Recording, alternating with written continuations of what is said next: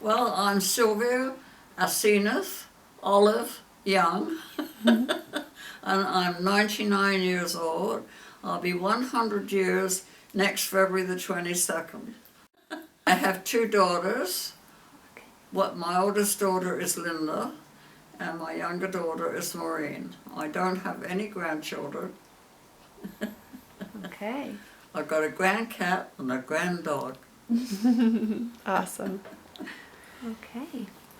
So where are you from, Sylvia? I'm from Hastings in England, Hastings, Sussex on the south coast. I was 26 years old when I left home, because I married a Canadian soldier, and I came to Canada in 1946 after a trip on the Queen, on the French line, the Ile-de-France liner, and there were 5,000 troops and 700 war brides. We didn't have any children on our trip. Wow. It was absolutely crowded, you couldn't move. Had 2 meals a day, had breakfast at 10 and dinner at 7. And there was nothing in between, but it was French food and it was absolutely delicious after our rationing. So when anybody got seasick, you grabbed their food, you know. Took care of yourself. Do you want to tell us a little bit more about that? That's what? Do you want to tell us a little more about that?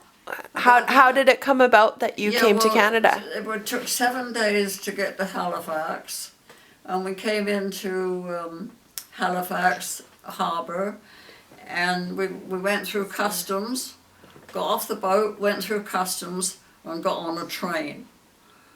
And the train took 7 days to get to Vancouver, because we were dropping off war brides at all different destinations going away. Mm-hmm. So, and the first time we got off the train was at Winnipeg. They let us have an hour in Winnipeg. So we went and bought fruit and bananas and apples and, and oranges and things. And then I got to Vancouver on, I think it was a Thursday, and my husband was at the station waiting for me, and the first time I saw him in civvies. So he looked really handsome. And then we went up to, because I had to stay with my mother-in-law, and that was on Blenheim Street, and she had a beautiful home, and we stayed there with her for 3 years. And then we got enough money to put a down payment on a home, and we moved out. Mm-hmm. And that's when I started my family. So then we bought a house on Fleming Street, and it was just beginning to, it wasn't all built up at that time. And my husband he was in the police department at that time, and he worked straight night shift. So I had a friend that was living on the next block, and she was pregnant too, and she was married to a policeman. So I used to go and stay with her at night time. And then when the time came, eventually, it was about 3 o'clock in the morning, and of course it was in March, and we had a big snowfall, and we had to go up to the hospital.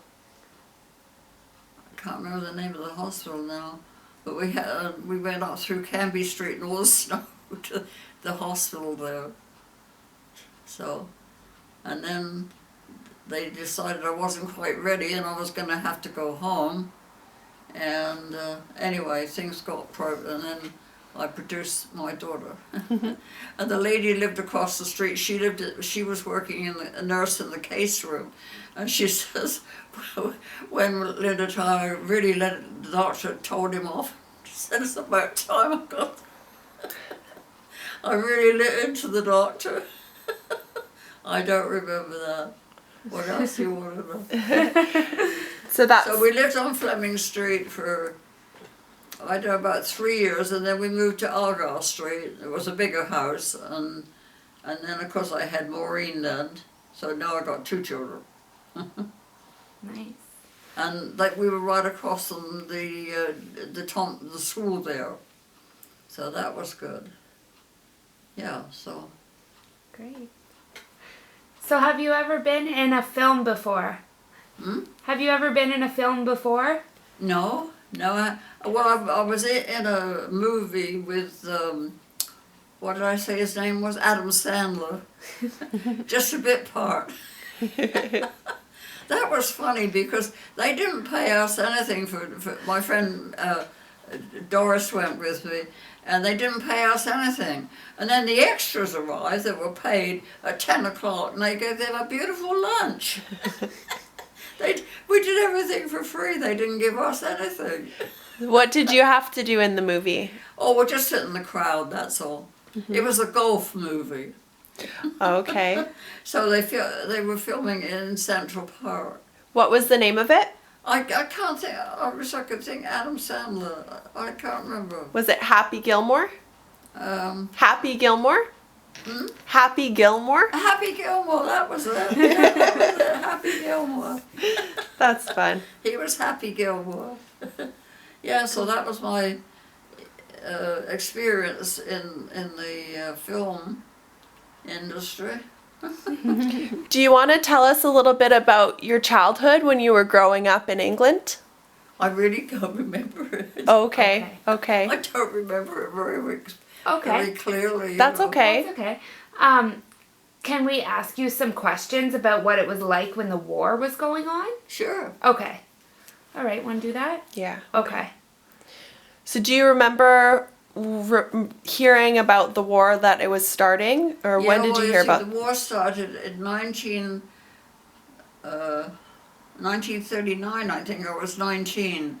And when it first started, they used to just come over and circle around the town and drop some bombs. It wasn't a full raid or anything. It was just kind of, it started like that. And then, of course, they sent over the buzz bombs. And when the buzz bombs came, they made this terrible noise. And when it stopped, they came down. What is a bus bomb? A buzz bomb, it's just a great big bomb. And they just send it over. Okay. Yeah, just a bomb, no airplane or anything. And they used to send those over all the time across the border. I worked in a wine store. We had lots of booze, so if anything happens, and we had caves underneath the store. And so if anything happened, a raid or anything, we used to go down and sit among the booze and sit in the caves underneath, yeah. Wow. And then I got called up and I had to go up to London for my interview. And my friend Eileen, she went into munitions. She was making munitions, and she was in Acton in London. And so when I went for my interview, they said, do you want to go to the Army, the Navy, or the Air Force? And I said, well, whichever's nearer to Acton. And they said, that'd be the Royal Air Force. So that's how that was decided. Okay. So we managed to get accommodation. We managed to be able to live together because I could live out. And so we lived together in Williston. Yeah, and then, of course, so she made munitions and I was in the Air Force.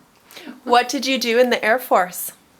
Oh, I was only a typist, but I did all the postings, so of course all the guys would be friendly with you because they wanted to know where they were going to be posted, Yeah.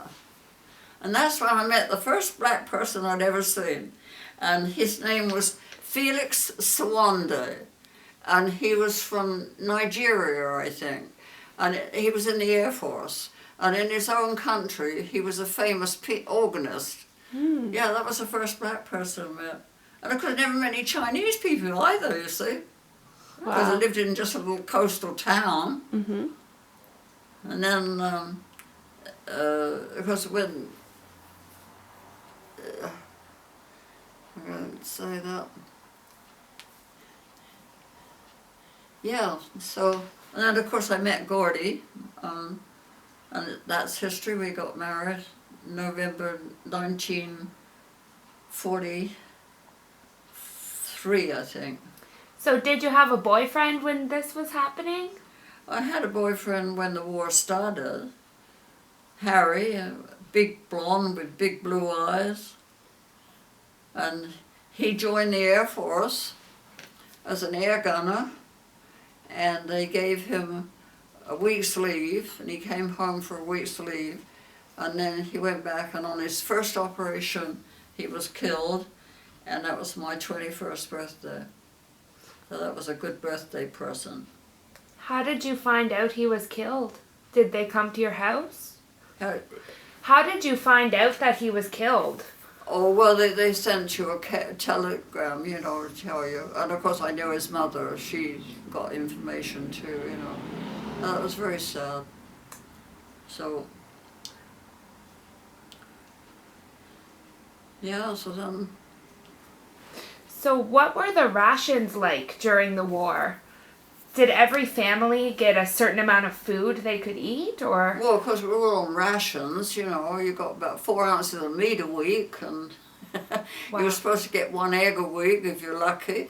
And looking back on that, I really don't know how we managed with food, really. No. I know my mother used to have a lot of soup, and she put potatoes in the soup and make it filling, you know. But I really don't know how we got through it with the food part.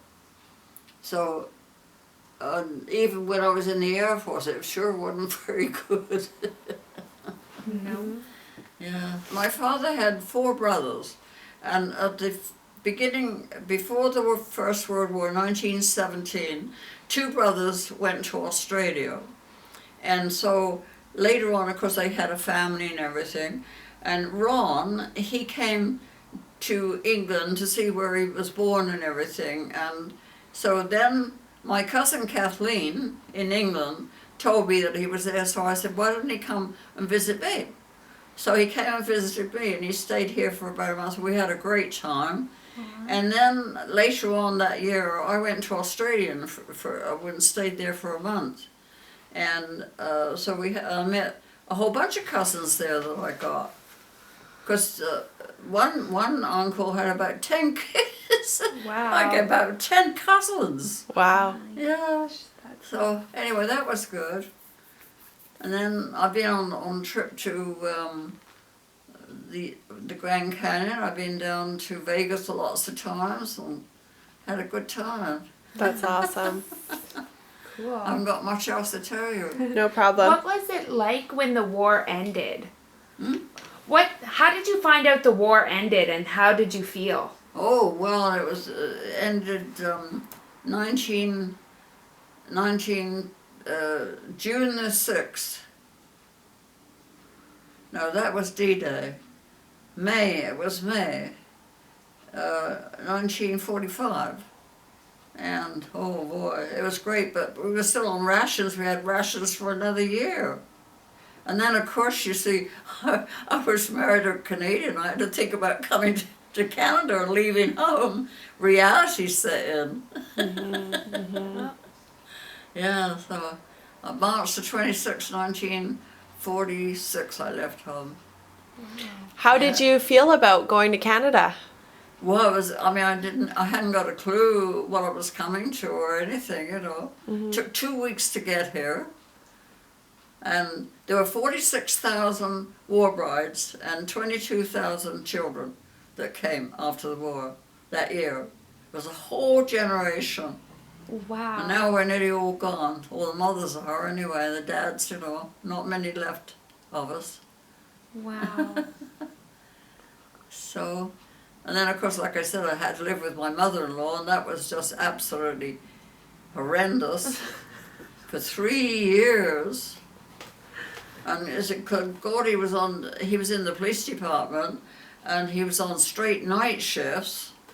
So of course, he was gone all day and sleeping all day and gone at night. So, but that's the way it was. Yeah. And then, of course, my sister-in-law, Vera, Gordy's sister Vera, she was a widow because her husband had been killed in the Battle of Britain. And she was living at home too. And she had a little boy, Alan, he was 5. So there was the mother-in-law and the father-in-law. The mother-in-law had a boyfriend, the father-in-law had a girlfriend, there was Vera was a widow, and then there was Alan, her son, and then Gordy and me. Happy. For 3 years, it was just awful. Anyway, so after 3 years we did find a home, and that was good. Okay, so what was D-Day like for you? Oh, well, it was fantastic because all the troops were moving, because I was on the south coast, so they all were on the coast, you see, and you knew something was going on because it was just all this rumbling and noise going all night long, you know. And then, of course, D-Day started. They landed the troops and everything on D-Day, but Gordy was in the tank corps, and he didn't go until the 3rd day, because that's when they brought in the tanks, you know. No, it was really, really sudden. It was a turning point. I mean, we'd been at war for 5 years, you know, so it was a big day. And what was D-Day? What was it like after D-Day? What happened? Well, of course, everybody was sorting everything out. People were coming home, guys were leaving. It was really chaotic. Yep. But it was a happy time, you know. It was sure chaos, so everyone was coming and going. And I got up, they sent me a letter to go up to London first. That's where we all assembled, and then they took us down to the boat.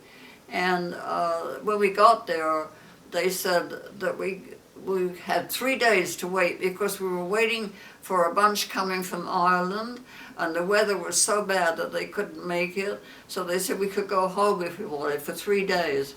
I couldn't go home. I just couldn't go back and go through that again. So what did you do? Yeah, well, just stayed there.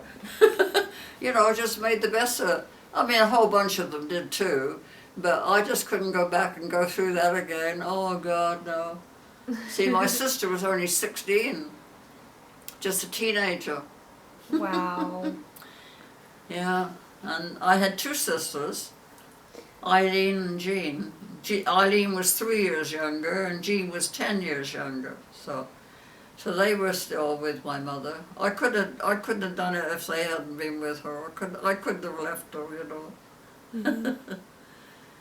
Yeah, so then we went down. We were just going by Buckingham Palace, and I can remember it so well that we had a record on the bus that said, "Eyes are blue, eyes are blue, coochie, coochie, coochie, coo. Has anybody seen my gal?"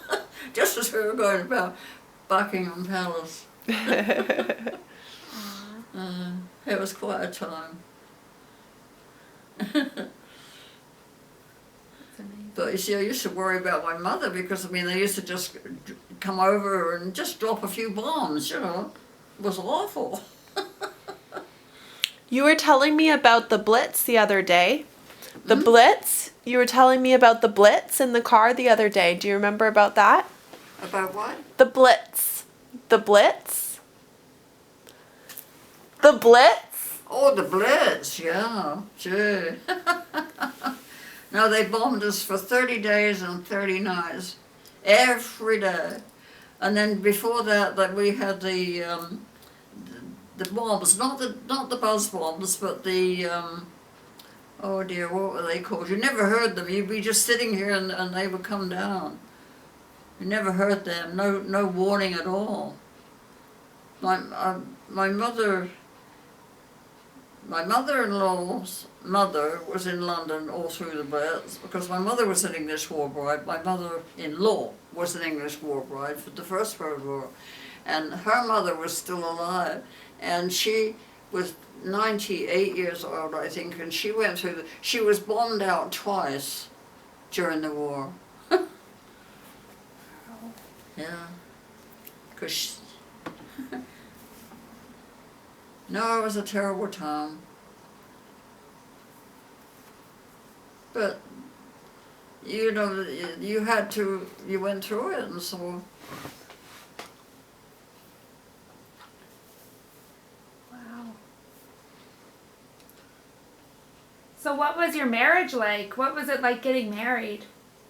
What was your wedding like? Was it here or was it in England? Well, Gordy got 2 days leave, and my mother got a tin of peaches, and we got a small bottle of wine, so we had a glass of wine, and we got married at the registry office, and then we went and had our picture taken, and then we went and had a little glass of wine, and my mother made a peach flan, that's all we could get. And my husband, he had to go back to his unit. He didn't have any leave. He just had 2 days. Wow. And that was it. Wow. It What- wasn't very romantic. What day did you get married? November the 19th, 1942, I think, or 44. I can't just remember the dates. I'd have to look them up. I got them all written out. So, but that was it, you know. Yeah. Mm-hmm. Wow. I thought I'd get, see, in England during the war we were on ration for coal because we didn't have central heating like you do here, and so we depended on that for heat in the winter time. So I thought when I got married I'd be able to get another ration of coal, but it didn't work. Of course I wouldn't anyway, I guess, because I was still in the Air Force, you see, so yeah. Did you have to stay with the rest of the Air Force?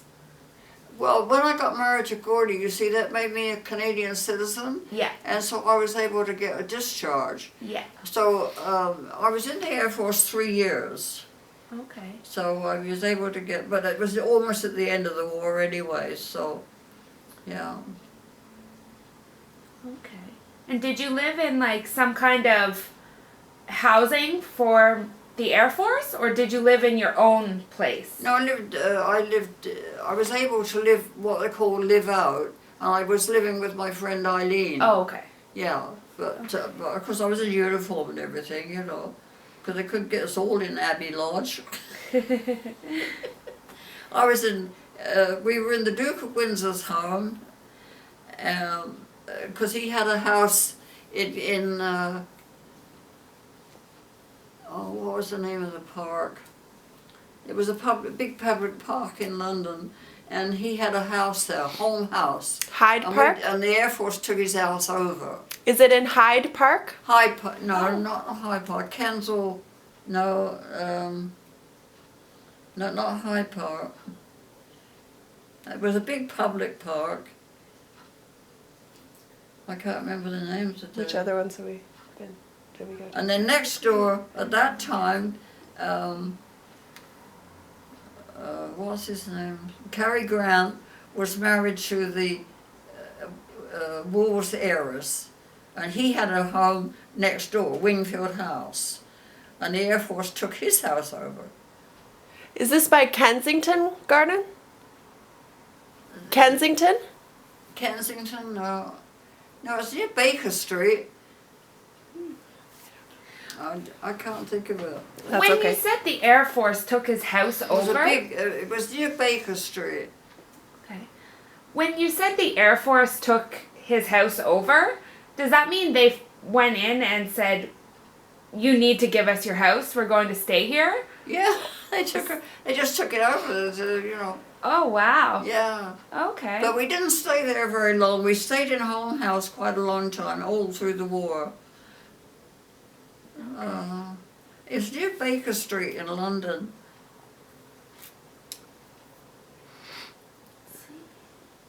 So did they take over a lot of people's houses? Hmm? Did they take over a lot of people's houses? No, just the big ones, the big mansions, you know. Okay. No, I used to go when we did what they called the intake, when the guys joined up. We had to go to the cricket ground to do the typing, and you know, everything. It was so funny. We used to be in the observation room at the Lloyd's Cricket Ground. Was the park called Regents? Regent's Park, that's it. Yeah, Regent's Park. That's it. Amazing how you can find all these things out. Did you know that we went to London? So we went, I was over there, I'd only been up there about a year, and it was in November, and we all went out for lunch and we had the worst fog, because there's a lot of fogs in London, and it was the worst fog we ever had. Everybody got lost. Wasn't any work done that day, we all got lost. But I used to go to the dances in London and that, you know. I mean, that's all there was to do, really. Ride up and down on the underground. I hadn't got any money, just ride on the underground, talk to people. Cool.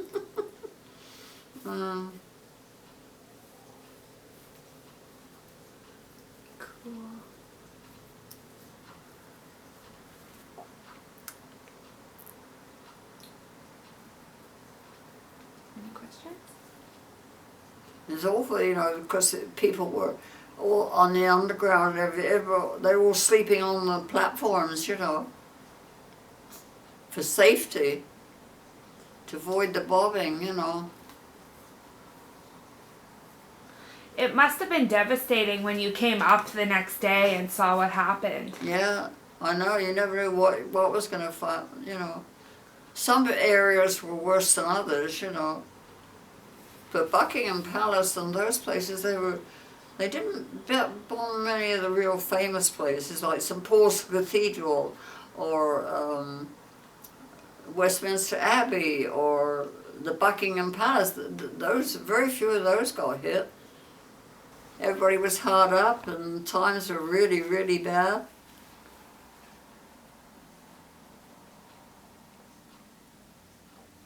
Kind of a winding staircase, and it was going down, I can't remember where it was, but it was in London, and the first person tripped and fell, and so of course they all piled on top of it and suffocated. Wow. So that was a bummer. Was that during a blackout? Yeah, I think it was East London, and it was an abandoned one. They weren't running trains in there. It was close to the public, but they were using it as an air raid shelter. And that night, the warden went, the warning went, and all these people were rushing down there, and that's what happened. It was over 100. So you got to the point where it was awful to go to the shelters. It was worse being there than thinking about things, and you might as well go home, you know. And be unsafe there. Yeah. One of my greatest memories, I don't know. I guess happy days when they got married, you know, the two of them. Mm-hmm. Like Linda got married at the beach, and Maureen where did Maureen get married? She was at the house. She got married at the house, yeah. Oh, they were happy days. Linda got married first, and then Maureen did. That was 30 years ago. Mm-hmm. Oh, I had a lot of good times, you know. And then, of course, I got married again. I married Joe. And then he got sick. That didn't last 10 years. We used to go to parties, you know, and he'd have people in stitches. He just make them laugh. Okay. Well, my daughter has finally figured out something that I can do that keep me busy, and so I'm knitting a baby blanket, and she got me lots of wool to make sure it'll be big enough. That's awesome. Yeah, might take a long time to do, but it's going to be a baby blanket.